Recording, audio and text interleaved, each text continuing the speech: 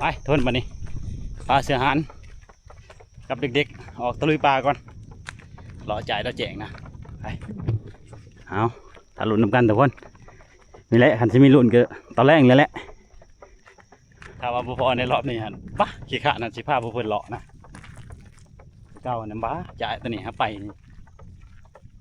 มันขวดกินกระต่ายทีบทุกคนก็ชิมีแต่เฮาผู้เดียวแต่เลาะจ่ายบางนี่สำหรับบ้านเบาสบายนะนอกจากว่าบ้านอื่นกับผู้นะคันว่าเคสนี้หน่อยนะเพิ่งเท่านึงเขามาตีทางไปหาเราเบิ่งมักปางเลยถ้าพอมักปางก็รอบหน้าก็ลุยเดียวคือเขาตอนแรกนี่ลมแห้งทุกคนเดี๋ยวหาสิลงแต่พี่นะลงพี่แล้วก็เลาะจ่ายตัวนี้เลาะพอดีคำพอดีนะเบิ่งส่งเขาจะไปคืนอยู่ปุ๊แต่ก็เมื่อบอลเขาอยู่นี่ที่ใส่เวลาเลาะนี่ถ้าเกิดบ่พออย่างประมาณ3 ชั่วโมงนะถ้าเกิดว่าพอนี่ก็จะใช้เวลาหลายกว่านั้นอีกไปเราจะมาเลาะทางแต่ยังมีคนไปนะทุกคนเอาขยะแล้วโศกไปมันเอาจะเลาะไปนี่คือกันเข้าก็ไปในนี่คือกันบางหานเบิ่งแต่เจ้าของ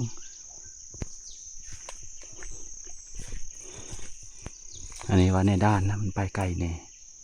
เธอระเป้าหกนี่แล้วโลดห่างเจ้าของประมาณ5 เมตรยังใช่เจ้าของหาเนื้อ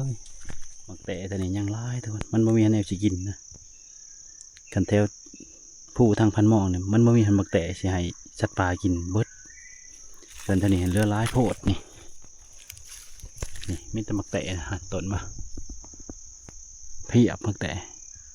หอยบักทอกตัวเดียวนี่ไปเมื่อคืนนี่เลยนี่อันนี้ขนาดมันจุ่มเลยคน3 นิ้วนะนี่ไปนี่เลยมันเที่ยวไปดาวแจงพูดดาวแจงมันนะแต่มักเตะเท่านี้มันมีช่วงนะมันไม่ได้ยำพอดีนะตัวแม้มันลายโผล่นะต้นมักเตะเท่านี้มันกินแบบมันไปเลยแล้วก็ขึ้นไปทางพุ่นก็คือกระสวยนะทุกคนนี่ก็ดุงยุ่งไปต่อบนกระสวยห้อยแดงก็เที่ยวดีนี่ประมาณ1 เมตรทุกคนบ้าปลูกเปบอลต้นเตะตันคักขนาดบอลนั้นห้อยบักเบอร์เที่ยวทีนี้ห้อยแดงบอลเขาตื่นกันกับพันเที่ยงอยู่นี่พันเที่ยงขึ้นต้นตัวนี้นะเขาขึ้นอยู่เจตนั้นมันเที่ยวโค้งมันนั้นนี่บริเวณนี้มันเที่ยวเบิดตัวโม่มันจะไปปองได้แต่ว่าห้อยมันในทั่วประทีปนะด่านตัวนี้มีคนเลาะนะทุกคนเห็นห้อยม้าเขาเจ้าอยู่นี่ห้อยม้าเขาเจ้าทุกคนแต่เสาขนาดห้อยแต่เสาจนมันแห้งนี่แล้วห้อยเกือบเขานี่เข้าไปเลยเอารอบแรงโอ้น้ำสะอาดดีนะทุกคนอยู่นี่น้ำไหลเลยเย็นพร้อมสัตว์ป่าสัตว์สิกินบ้านนี้ไปหันไปนี่เลยนี่มาต้นอยู่นี่ทุกคน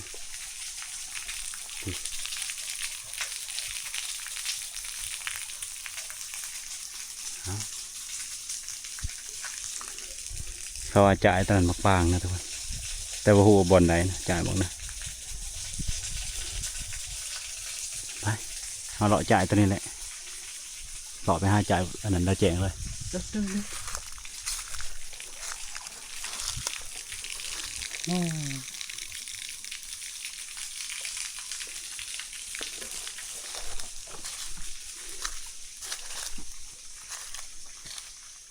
หมึกเวอร์มันดูดเมื่อคืนนี่นะเมื่อคืนนี่โหลดนี่ดูดบอลเดียวเนี่ยก็ไม่มีเลยบอลดูดนี่หมึกเวอร์ตัวเดียวตัวห้อยมันบางยาเนี่ยไม่ยักขึ้นไปเถิงมีแต่หมึกเวอร์ดูดทะเลแตกทีบนี่มันเลาะเลย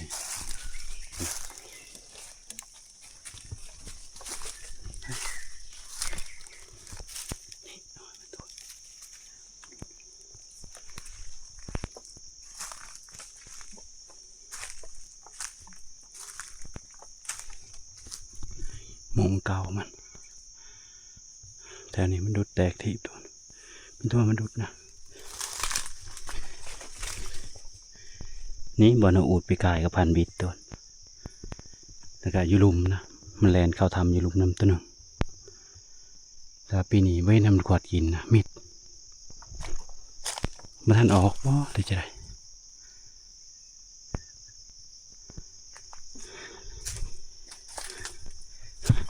เขาได้แล้วประจักษ์แลนตัวนี้ใหญ่เลยมาบางหารนี่มันเลี้ยวขึ้นต้นตัวนี้วะเลี้ยวขึ้นต้นนี้ประจักษ์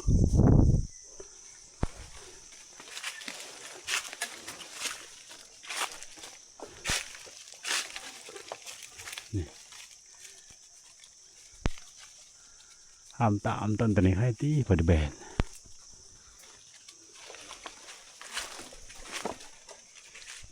โอ้เพิงตัวห้างใหญ่ขนาดเพิงตัวนั้นระดับ2 ศอกป้ายพวกเพิงเดินหาซ้ำเมื่อเท่านั้นเวอร์มาลงนี้นะนี่สไลด์ลงนี้เลยเจอบางยาเนื้อชิจักนี่โอ้บางหานน้ำกิน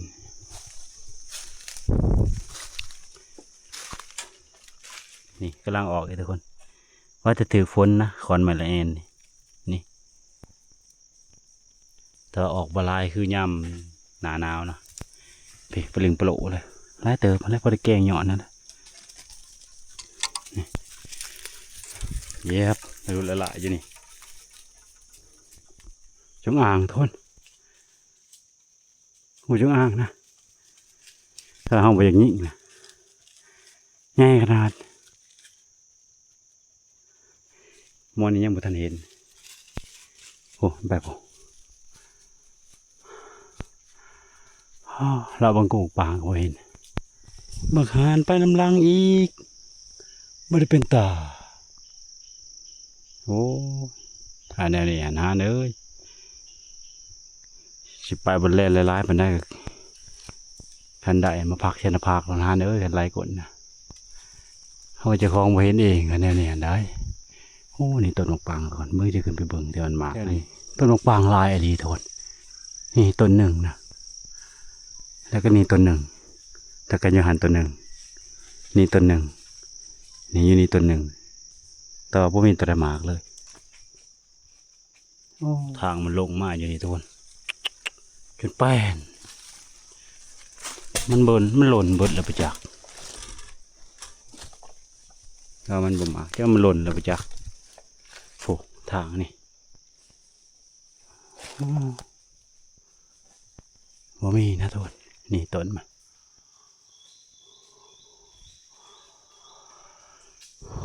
โอ้นี่จะทางมินด้วยสัตว์นี่เอาหัน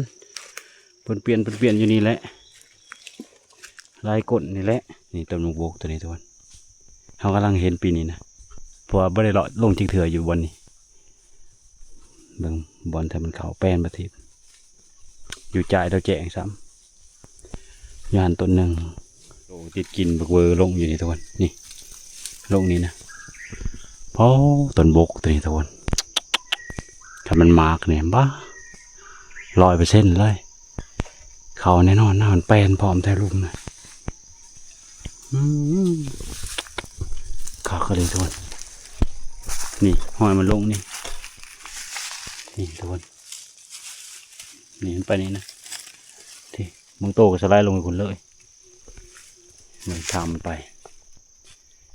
นี่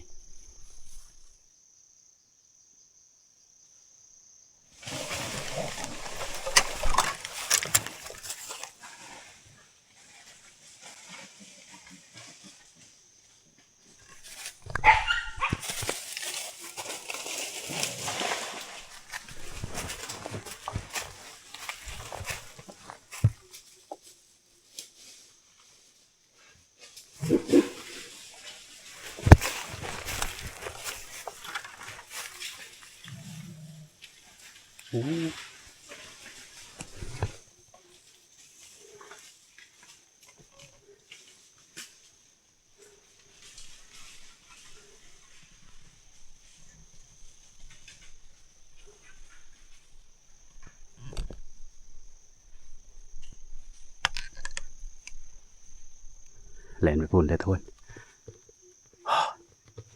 เหลือแต่ลูกมันแถวลุมนี่ลูกยังน้อยอยู่บางหันอยู่เทิง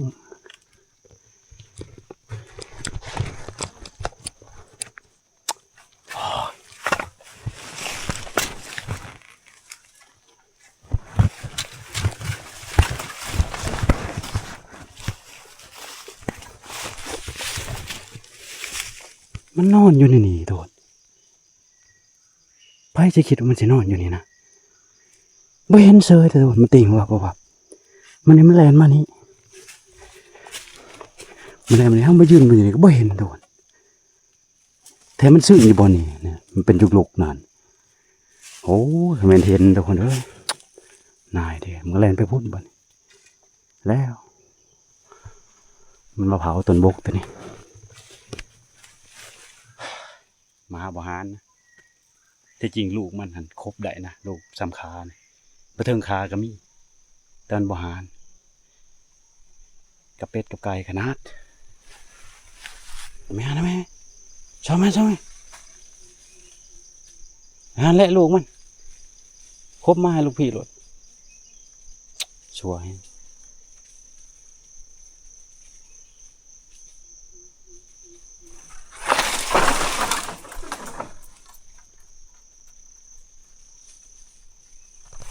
จะลงไปหาลูกมันก่อนตัว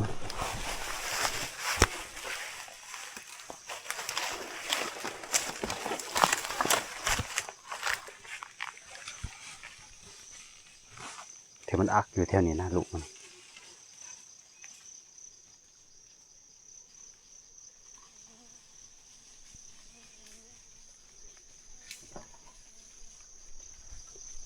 มาเข้าไป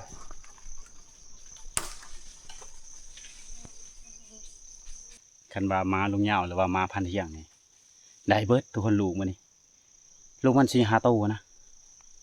พลังน้อยๆทุกคนเขาเห็นมันแลนผ่านทุกคนแป๊บๆหลายๆน้อยๆทีแรกโอ้อยู่นี่มันตื่นบักดุคอยคิดว่ามันลงไปพุ่นแล้วแล้วมันแลนกึกมันนี่คอยคิดว่ามาตัวนี้มาบักอีโก้นี่พอกระซองมืออยู่แต่มันบ่เห็นทุกคนกระซองมืออยู่แล้วมันไปซึ่งอยู่นั้นพอก็เบิ่งมันนี่มาตอนนั้นหมามันก็ตื่นมาขึ้นไปเถิงอีกอาโก้ทุกคนนายดิระยะทำนี่คันเดทับเนี่ยปังงางเลยทุกคนเขาก็หยัดแห้งแต่เขาหยัดผูกบอกว่าว้าวขิงลงในนี้เลยแหละและลูกมันก็ไปเห็นมันอักอยู่เท่านี้แหละแต่ว่ามามันบกคักนะตัวแลนไปก็มีตัวอักอยู่ก็มีนี่ก็มีนะมาเลาะไปแล้วไปเห็นจะได้ไปนอนอยู่ในอุ่มนี่นะตัวนี้เฮาถ่วงกบกตัวนี้นี่โอ้ยนายไม่ค้างมันโดนนายเลยเว้นเฉย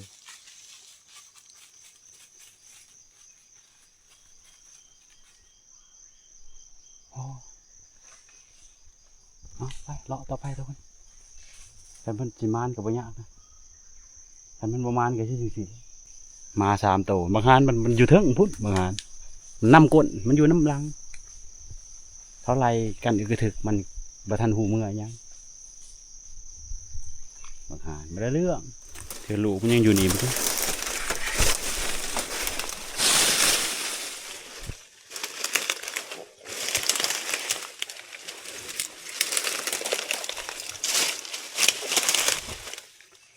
ไม่โดไหมมันอึกระทึกเท่านี้นะโอ้มานอนเย็นอยู่นี่แต่เฮ้ยทุกคน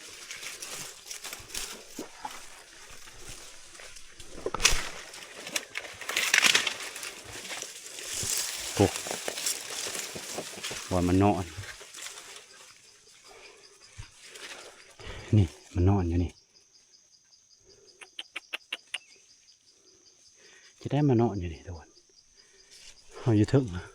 โอ้ยอยู่พุ่นมันแลนไปนี่ทุกคนนี่มันแลนไปนี่นะแลนไปพุ่นไปนำนี่2 ตัวนี้เข้า2 ลงมาเห็นเสือนี่ดิหอยลูกมัน ชัมพูมือนี่โอ้แตกลงไปลุมก็มีโอ้มันมีโบงหนามอยู่นี่โทนเฉพาะว่ามันอยู่นี่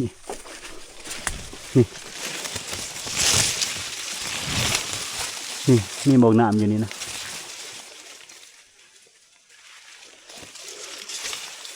โอ้หกขนาดเลยถ้าว่ามันโบหกเลย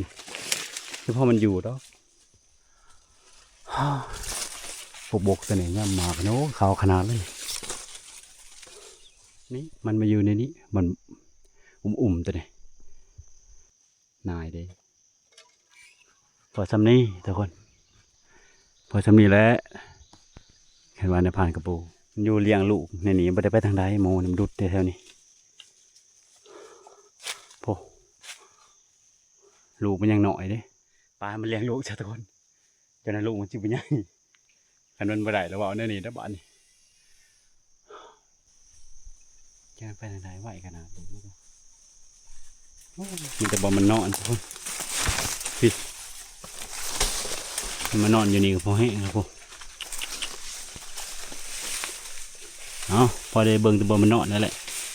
ตอนนี้อาจจะเป็นนอนตอนเช้าตัวนี้แล้วก็ย้ายไปนอนในหัน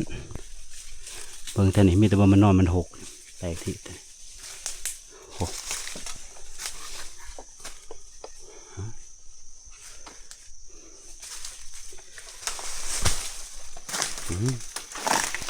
ตื่นเจ้าของเองกลางคืนมาแล้วลุกแค่นี้นี่ท่านนี้ดูใจขึ้น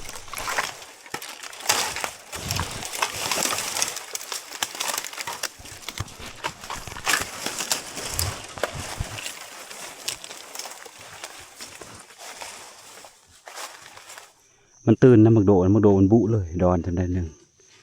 มันได้ยินกินมันดุเลยบางฮานมันไม่ได้บุนี่กินกระต้ามบ่ลงซ้ำว้าฮิโกโกเฮ็ดดีได้ทนหับเลยลูกพี่จะเอาไปใช้ไล่กดนี่งามทหารนี่มานี่ตัวมักพับนะนี่นี่มันเวอร์แล้วเขาเนี่ยนี่ห้อยมันโอ้เวอร์เขาทุกคนเวอร์มันยำกินนี่โอ้ทุกคนต้นพับต้นนี้เขาขนาดนะแป้นประทีปตัวนี้พวกป้าโอ้เสียหายมากลำบากเขาไอ้ลีทุกคนตัวนี้อ๋อห้อยมันนี่บอกว่าตัวนี้แหละตัวมีลูกนี่โอ้มันกินโอ้ยงามทหารนี่ดินี่จนแป้นโดน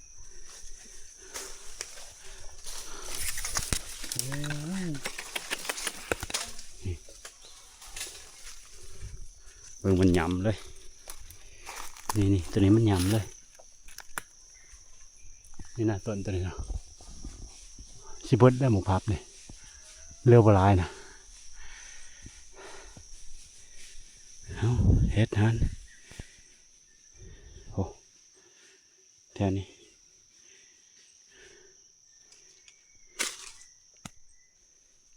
ไปเลาะไปจะหน่อยด้วยนี่บนปูอูด้วยคักเลย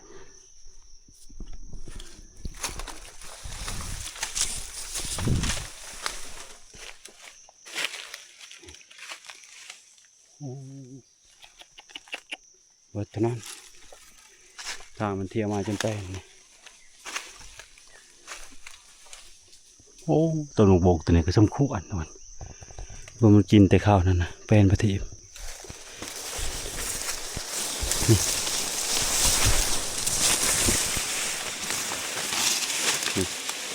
แตกทีมันกินอันนี้มากำลังจอแนว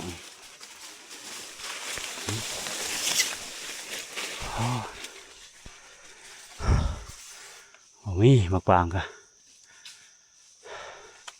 หาทางขึ้นกับทุกคนบ้านนี่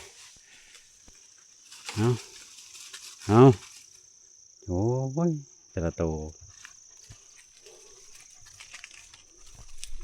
ดี๋ยวเราพี่ฮะโอ้จอบน้ำตะกนโอ้ย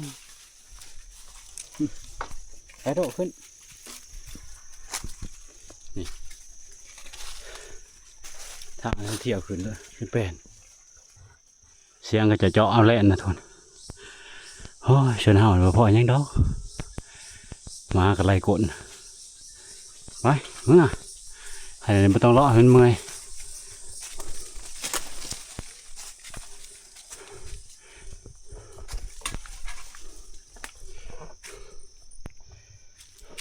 โอ้หอดด่านแล้วบ้านนี้ไปแล้วมันนี่หอดด่านแล้วเอาหกอะไรก้นจะไต่เจ้าเด้ได้ลูกมันก็ยังดีนะมึงยาเนี่ย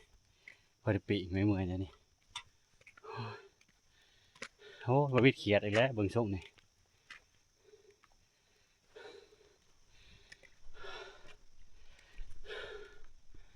อื่นจะเลาะทางไหนอีกมาเป็นเดี๋ยวนี้ขี้ข้านให้เลาะทุกคนเลาะไปมันกับอะไรนะจริงเขาเลาะนี่ถ้าเกิดว่ามามันเด็ดเนี่ยมันไปใกล้ๆเนี่ยนะพอชื่อกับว่ามันเพียงแต่ว่าไปใกล้แล้วก็เวลาพอแล่นก็เห็ดนี่ก็คือได้นะทุกคนมานี่มาแต่ว่าเป็นลูกมามานดอกแต่ว่ามาเฮาอันนี้มันบ่หันไปไกลมันหยานซองมากอะบ่จะกินบัดแห้งเติมกันแห้งแล้วโลดหันบ่จะกินไปไกลๆเห็นโตมันไหลคักคือกันมาอันนี้โอ้ยประมาณไปแห้งเติมขยะมันหันมาเฮามันเป็นอันนี้แหละทุกคนหันมาคนอื่นประเภทเขาในกระติบหันมาเฮา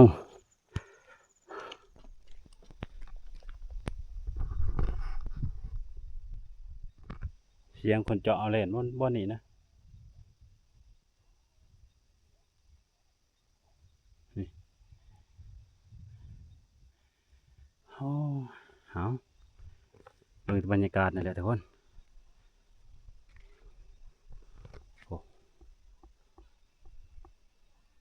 โอ้นี่เสียงบ่นี่ทุกคนนี่นะ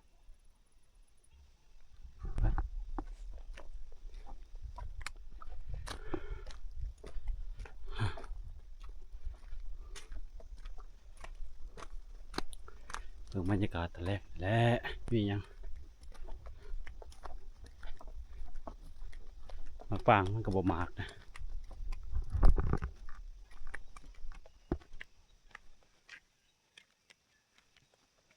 เอาเลาะหอดแต่พูนทุกคนเอาเลาะหอดมันเชิญอยู่พี่ให้มาทันเลาะทุกคนอยู่นี่เป็นดงนะใช่ไหมนะมักปางแถวนี้นี่โอ้ยานต้นบกอีกยอดกกบกต่างกันนะเบิ่งกระหูทุกคนผลแถวแห้งปลาไม่เหี้ย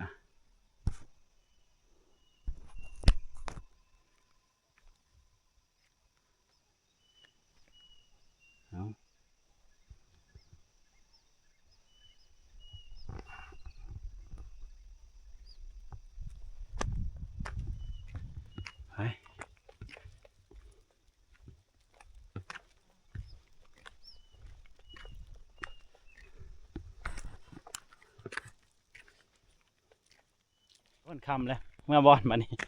มานั่งเรียนโทรศัพท์ยังไม่ได้คำเติมนะหาจับครบจับเขียนมาปีกับบัตรนี่โอ้ยเป็นแนวหาเทคเสียนอีกเลยเลาะหอบทีมหกแดนเลยโอ้เบิ้งของสิกะเบิ้งเขาเลาะนี่จะกิโล1 2 3ประมาณ6 กิโลทุกคนโอ้บุพออย่างโอ้สิได้แต่บักเบอร์เท่านั้นทุกคนไม่ได้ทับมันนะนายอะไรเบิ่งบ่เห็นนะทุกคนโอ้จักมันจะได้นะเห่ากับบักเบอร์ตั้งมันบ่เข้ากันนะจะเป็นจะได้บ่เคยถือว่าแบบมันแบบว่ามันโดดปุ๊บเห็นปับโดดทับโดดบ่มีแต่เป็นระบบแบบว่าบ่เห็นจะว่าจะได้นะขันกับอันนั้นหันเขากันดีได้พวกเห็นพวกวินพวกฮอนหันว่าแต่มาเห็นโหลดเปิดใส่ก็เห็นโหลด บักเบอร์เนี่ยมันคล้ายๆกับแบบมันกลมกลืนถิ่มนออกดำๆแต่ว่าตัวนี้มันออกแบบยังมันเป็นสีขาวๆจะหน่อยแต่ตัวนี้นะยามันก็อยู่ในสองมากกับบางหินนะพวกนี้มันไปเนี่ยมันบางโตมันได้ทุกคนน่าจะดีทุกคนไม่ได้ใกล้ปานใดนะโอ้มันเห็นนี่ปะเนาะยามันบอกมาแห้งนายบางยาเนี่ยถ้าเกิดเราเห็นเราจะทับเลยทุกคนถือใส่กระตามันพอมาผมจะได้มันกระไรอยู่แล้วทุกคนขอแต่ว่าเดี๋ยวทับถือนะแต่ว่ามันจีไรเลยบอเลยจะได้ตอนนั้นอีกเรื่องนึงนะออกดานขนาดบางหัน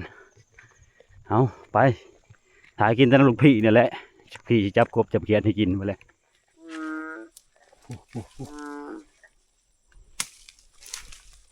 เห็นแล้วทุกคนอันนี้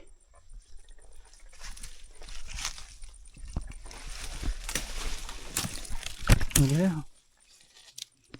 เบิ้งเบียว่นกับเขียดกับกบนะยังเนี่ยว่นคือเก่าเดี๋ยวเลย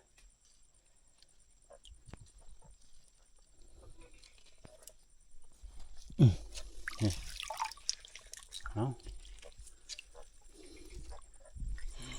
มาบอลแล้วทุกคนมาได้ยังเลยโอ้ยเดี๋ยวมันขับจะได้จับอึ่งอ่างแล้วมาต้มจับเอาเขียดนะบ้านนี่โอ้ไม่แน่ให้จับเขียดก่อนจับเขียดมาต้มก่อนตัวหนึ่งหั่นตัวหนึ่งเอาตัวนี้ก่อนเอาตัวไหนก่อนเอาตัวนี้โอ้ได้แล้ว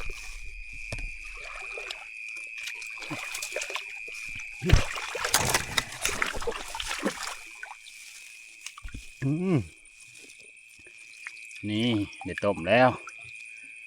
บ้านนี้ได้กับกบเนี่ยไม่ต้องห่วงมาแน่นอนทุกคนตายเย็นอะไรไปเอาปืนก่อน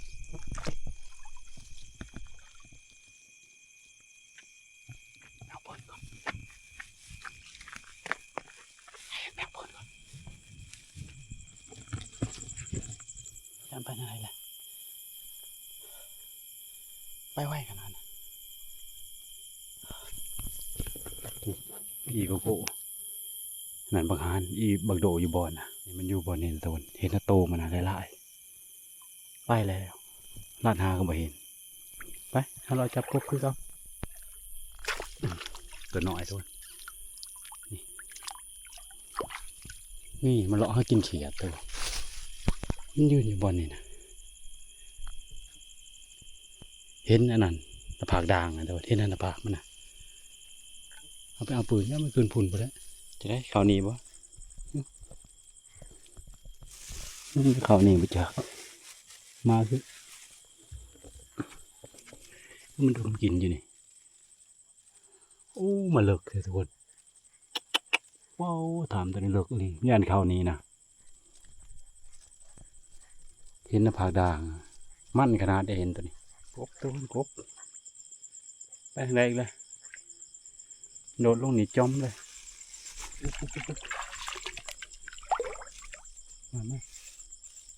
นี่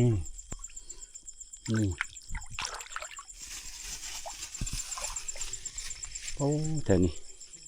มันอยู่นี่แหละทำเห็นตัวนะ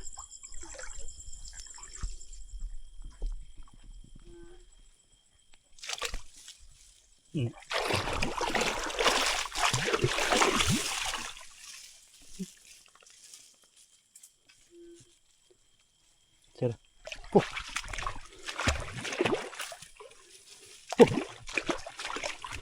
ปุ๊บแล้วโอ้เจอแล้ว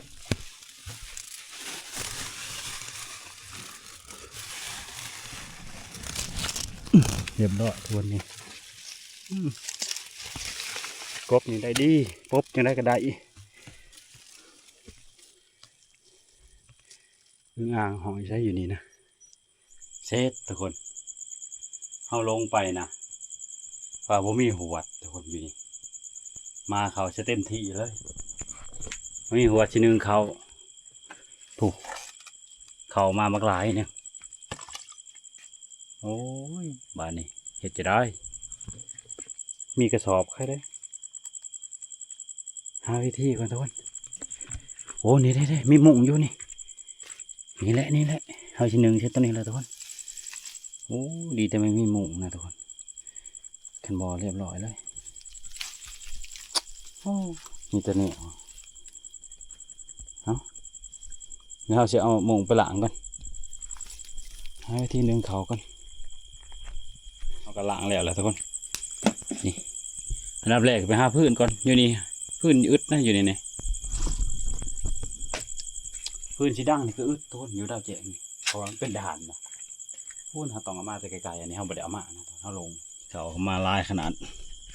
เอาดับแรกเขาก็จะเชื่อเขาใส่ตัวนี้ก่อนทุกคนนี่นะ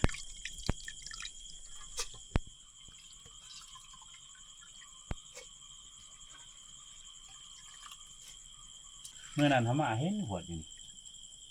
หัวคัดแต่ว่าเขาเอาไปนะขนาดเคียงอยู่ยังบ่มีนะเคียง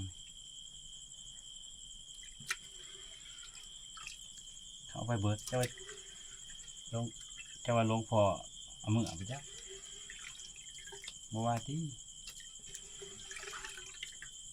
นี่ทุกคนเห็นแล้วเลยประมาณนี้แหละนะทุกคนเขาคัดไว้ซื่อๆนะแต่ว่าเขามีไม้อันนึงค้ำไว้นะทุกคนอย่ามันโยดนะเพราะว่าเขามันลายแล้วชิวฮุบตัวนี้นะครับมาทิมลงในนี้คิดว่าน่าจะสุกคือกันนะจะเป็นยังไงแล้วมันไม่มีวิธีอื่นเลยเด้นี่แต่เก่ามากกระสุกคือกันได้ทุกคน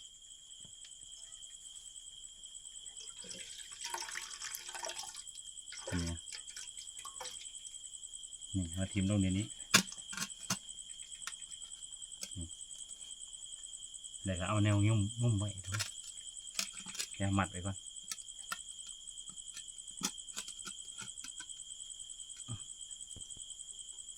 ยำโยดนะ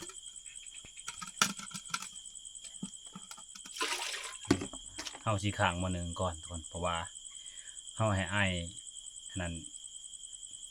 น้ำให้มันขึ้นเดือดแห้งๆเขาจังจิบไปว่างตัวนี้ลงนะแต่ถ้าไปข้างก่อนนี่ไฟมันไม่ทันขึ้นมันจะแห้งก่อนตัวนี้นี่มันจะให้แห้งหัวนะทุกคนคือเขาแห้งหัวนั่นแหละอันนี้สูตรในพันเก่านะเราจะต้มน้ำไปก่อนให้มันเดือดเลยถึงเอาใส่เลยมันก็ขึ้นเลยมันก็หงเลยนะทุกคนข้างเลยมันมีแนวเลยทุกคนหนึ่งเขาให้เบิ้งเลยมันนี่สูตรแบบมันมีอันนั้นนะพยายามจำเป็นเหมือนกันซะ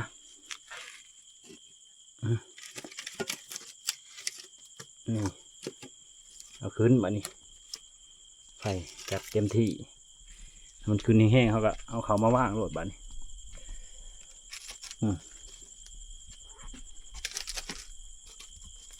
นี่พื้นเขาก็หามาหลายเติบเลยคนนี้น้ำขึ้นเลยทุกคนใส่เลยนี่แต่คือมันทันแห้งไปได้แต่ว่าเขาบนทนอดนะใส่เลยเอาเป็นจะได้กระถาลุเหมือนกันทุกคนมันจะซุกหรือบอเนี่ย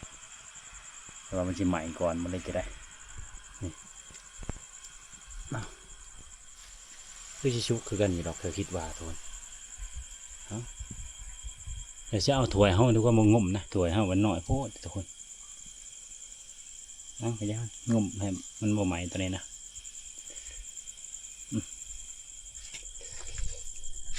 เขาจะได้มินทุกคนนี่ถอนคนมันไหวนี่นะโอ้ยังตัวนี้สบู่เลยจะได้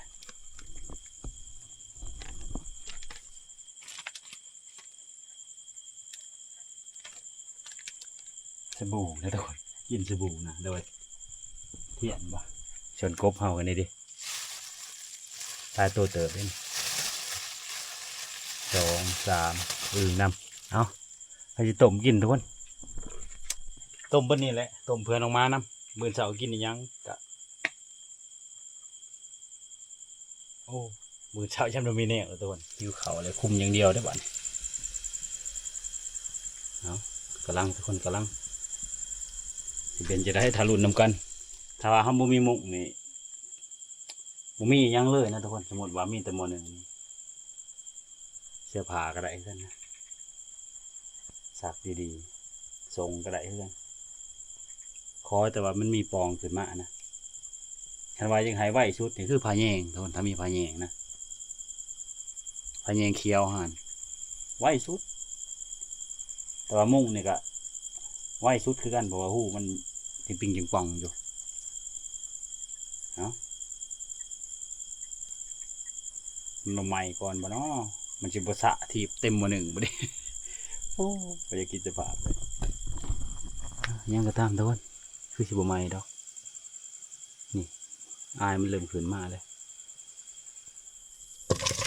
ต้มเบิดแล้วนะกินเต็มที่แล้วเพื่อน้องมานำยังก็บ่มีพาซิเลย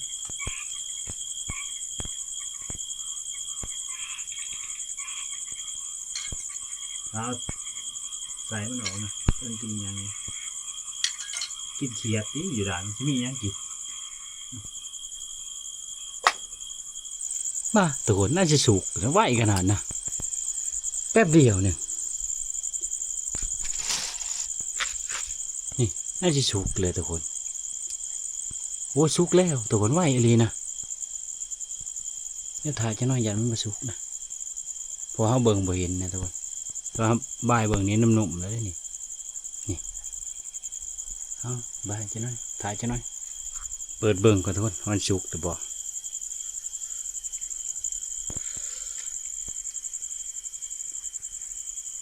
โอ้ยสุกเลยทุกคนสุกแล้วโอ้เร็วอีกขนาดนะไหวขนาดนี่เอาพ่อยังหิวเขานี่ออกแบบนี้เลย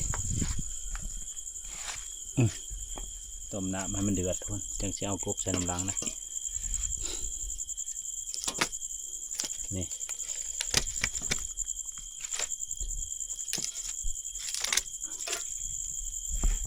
ชัดชวนเขาก็สุกเลย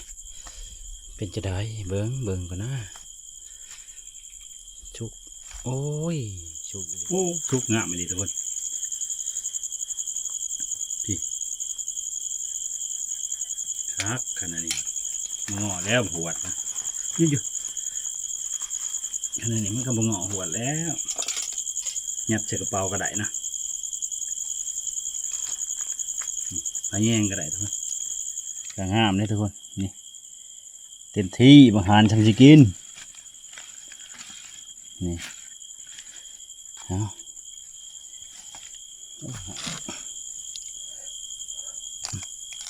อาหมูแดงมาใส่ต้มกบนะเอาบ่มีสมนี่เอาเบิ่งไว้แล้วตัวนี้นะน่าจะเอาตัวใดได้ดีตัวนี้กำลังเห็ดโอ้มันเห็ดกลางคืนนี่ทุกคนเอาตัวใดดีตัวนี้ลายบ่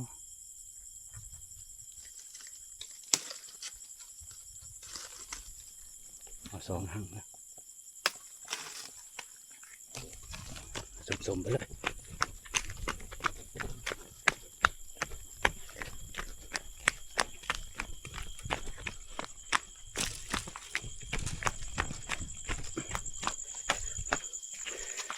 โอ้เช็ดต้มต้องสมๆนะต้มกบมีแต่แม่เป่งมันสิชมบ่มีแต่แม่เป่งมัน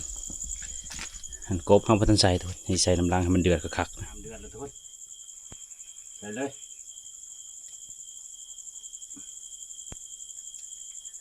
นี่ต้มสัวเอาคักๆใส่กระเทียมใส่หัวหอมเอานี่ขาดแต่ปลาแดกกระโทน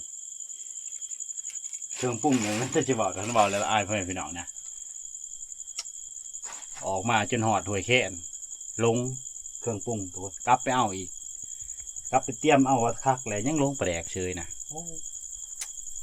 หนักแห้งเลยอาการนี่แห้งเถาไปได้แห้งลงแห้งลือคุ้มต้มให้มันด้นทุกคนให้น้ำมันบกเดือดปันยังเอาต้มเฮืองทุกคนกบเขียดนี่ทายไข่บ่ได้คือกันทุกคนติดเหลืองเฉยดิทายไก่บ่ได้นะเครื่องคลองอยู่ในเบิดนะว่ามียังเลยโพดอะไรบางหันที่เกือบไปเนื้อครบนี่ทุกอย่างมาในนี้แล้วโหลดพอได้ที่เบิ่งคลิปนี้พอได้ที่คิดจากมาในนี้ก็เตรียมเครื่องของมาแต่เฮือนโหลดขึ้นแล้วต้มดนๆให้มันเปื่อยคักนะชุกแล้วทุกคนชุกแล้วพอแล้วนะตุ๊บนี่โอ้ยครบลายเลยทุกคนเขาสิปรุงได้บ้านี้แต่ว่าเขาปรุงเลยรอบหนึ่งทุกคนแต่ว่า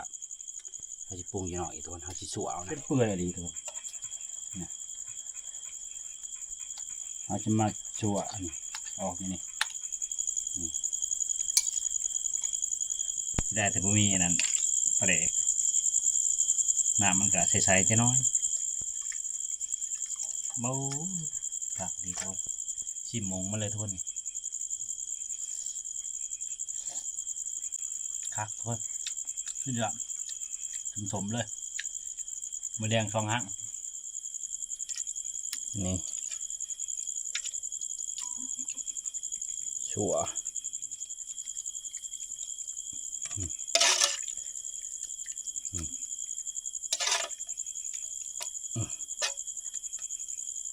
นี่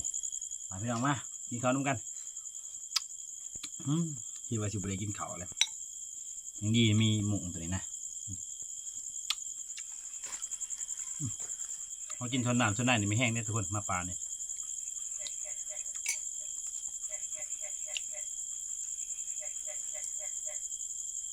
ถ้าอย่างเมื่อยโอ้ไข่มันทุกคน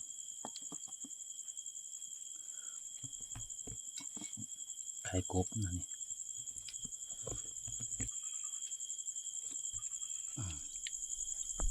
หมูมัน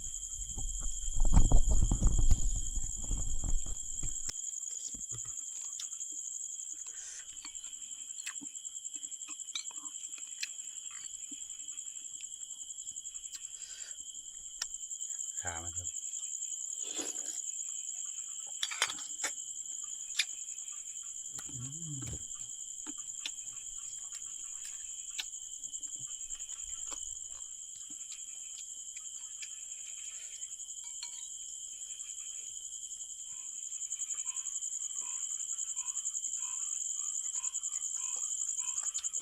กบสีโตกินบุกที่หานกินเต็มที่โลดนี่เอานี่กินแล้วมันนอนเบื่อเสาจึงว่ากันอีกงานเห็ดเช่นคักเห็ดเช่นนี่เขาลายโมมันอยู่กดโอ้ท่านดากมันยังวะฮะเนอเอาหมดลายแต่แทะขีดชอกก็ไปอยู่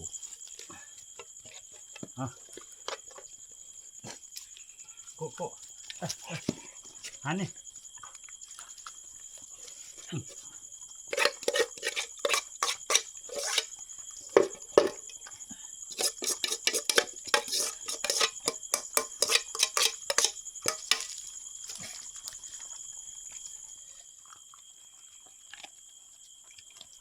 กินดูกินเอากินกบอีกโอ้ยแต่ว่าหายังได้บ่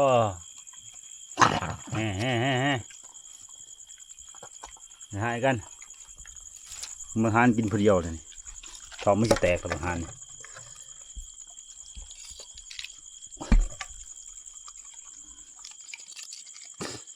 กินโลก็โมอีกจานโลเด้ออาหารเนี่ยจานโลก็โมเอาโดดนะเอาทุนวันนี้เขาก็สิพักผ่อนนอนกันนะคลิปนี้กับไม่มีอย่างไรทุนถือว่าจบไปสำเร็จแล้วจะได้กับเขามาขอบใจหลายๆนะที่ติดตามรับชมเอาถ้าติดตามคลิปต่อไปทุกคนว่าบางฮันสิสร้างผลงานอะไรยังไปรอบนี้โอ้ซ้ำสิตะลุยปลากับเพิ่นเอาโอเคทุกคนพอกันคลิปต่อไปนะ จักสิไปจังไดสิจังไดแหละจักสิได้คืนหรือบ่บวมนี่บ่ส่งนะคันว่าเป็นจังซี่ถ้าว่าคืนก็สิคืนหาเลาะเบิ่งบักใหม่จะได้หันนอนหันบ่ใช่แล้วบักโดโอ้บักโดยังไปนอนในอุ่มโอ้ยเขามาตัวเขาว่าเห็นเขาสิยิงเจ้าแล้วโกโก้ฉันเฮานอนนี่ทุกคนเอามานอนอยู่นอกนะมันฮ้อนหลายนะหันนอนก่อนทุกคนบัดนี้เอาไปสินอนหันบ่ไหว้ฮ้อนนี่นี่ไม่ทำนะนอนอยู่นอกพยันโพชิตกเลยเอาแต่เครื่องอันนี้เขานำมานอนเครื่องอูเขานี่แหละส่วนที่เลือกก็ป้าไว้อยู่พุ่นเบิ่เลยยามพุ่นตกกับหนามนะยานหิวหนามเอาขึ้นมีอะไรทั้งหัวเขานอนรับพันดีเด้ใครก็ว่าสั้นนะเดี๋ยวตกสิหัวเขามาละ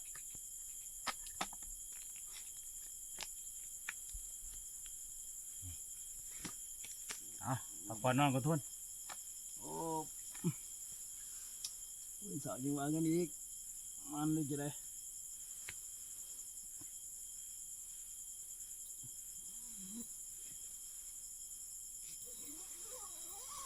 มาหอนสิมากลางมุงก็บ่ได้ยุ่งหลาย